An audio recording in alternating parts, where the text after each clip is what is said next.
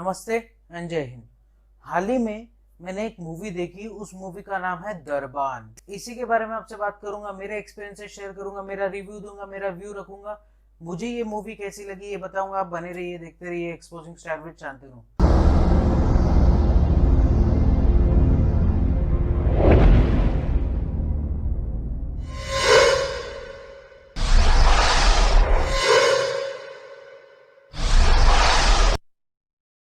तो हाल ही में मैंने एक मूवी देखी, उस मूवी का नाम है दरबान। अब सबसे पहले इसके स्टार कास्ट की बात करूंगा, एक ही को इंक्लूड करने वाला हूँ। सबसे पहले इसमें है शरीफ हाशमी। अब शारीफ बोलूं या शरीफ बोलूं, नाम से फर्क नहीं पड़ता, बॉस पढ़ के काम से पड़ता है। बहुत बड़ी बड़ी मूवीज के साथ जुड़े हुए हैं, बहुत मंजे हुए कलाकार हैं। फिर भी शारीफ हाशमी को हम लोग जानते हैं जब तक है जान जैसी मास्टरपीस मूवी से। उसमें भी इन्होंने काम कर रखा है। ज्यादा बड़ा रोल नहीं था, लाइमलाइट पूरी शाहरुख कैटरीना लेके चले गए थे, बट इन्होंने भी एक रोल किया था। इसके अलावा शारिब हाशमी को हम लोग जानते हैं उजड़ा चमन जैसी मूवी से। उजड़ा चमन मूवी बेसिकली बहुत अच्छी थी, काफी कंट्रोवर्शियल मूवी थी वो। मूवी काफी कोर्ट में भी चली गई थी, बहुत से उसमें प्रॉब्लम्स थे। तो उसमें भी इन्होंने काम कर रखा है। तो इसमें है शारिब हाशमी।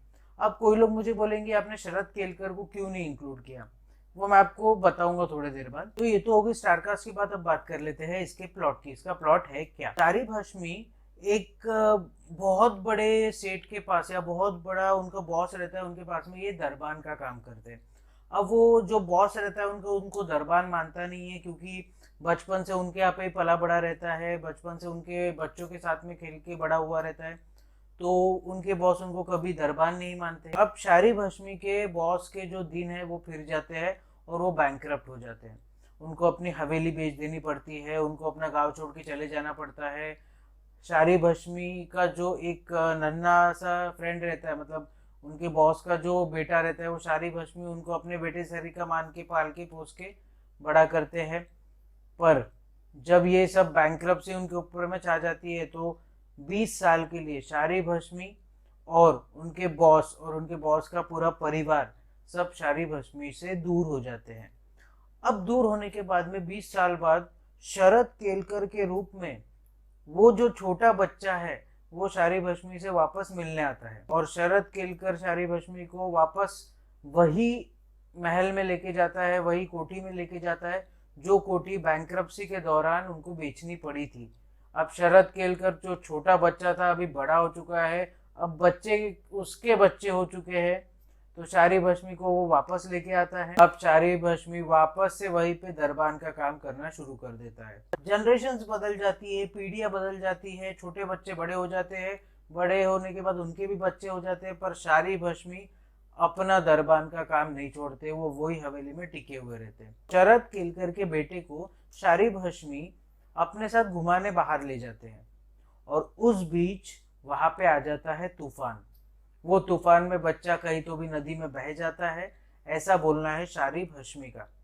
और शरद केलकर की वाइफ को लगता है कि शारिब हाशमी, जिनकी वाइफ प्रेग्नेंट नहीं हो पा रही, जो कभी कंसीव नहीं कर पा रहे, उन्होंने बच्चे की चाह में, बच्चे की लालच में ऐसा कदम उठाया, उन्होंने उनका बच्चा अगवा कर लिया है। अब शारिब हाशमी क्या सच में उन्होंने बच्चा किडनैप किया है, या फिर शरद केलकर का जो बच्चा है वो बच्चा सही में मर गया है?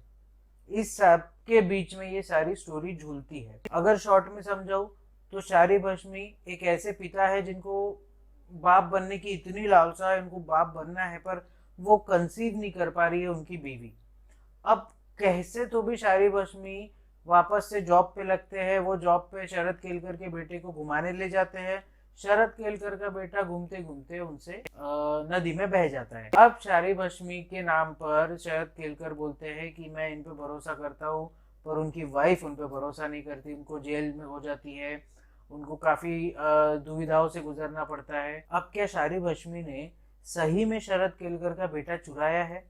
और अगर चुराया है तो इतने सालों से, मतलब इतनी पीढ़ियों से जो वफादार नौकर रहा है उनका, उसने ऐसा काम किया क्यों? और अगर नहीं चुराया तो फिर वो बच्चा गया कहाँ? क्या वो बच्चा सही में मर गया है? ये आप जब मूवी देखेंगे तब आपको पता चलेगा।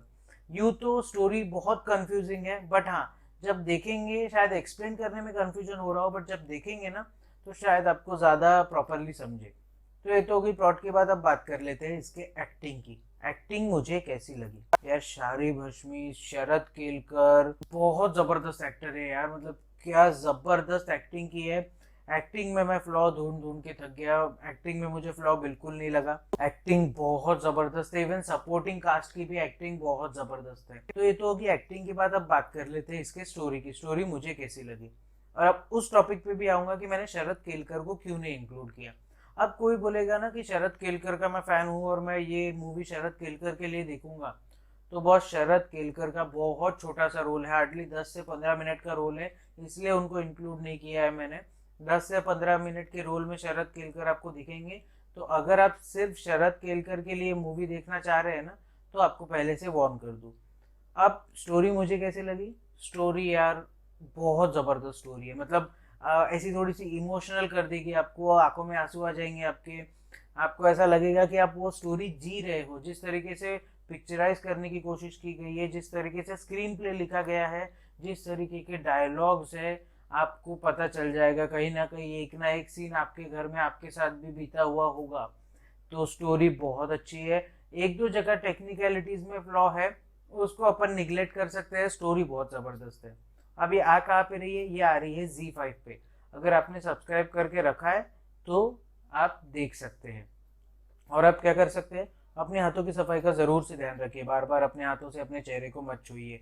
इसके अलावा सोशल डिस्टेंसिंग का ध्यान ज़रूर रखिए, अपने में और अगले में कम से कम 10 से 12 फीट का अंतर रखिए।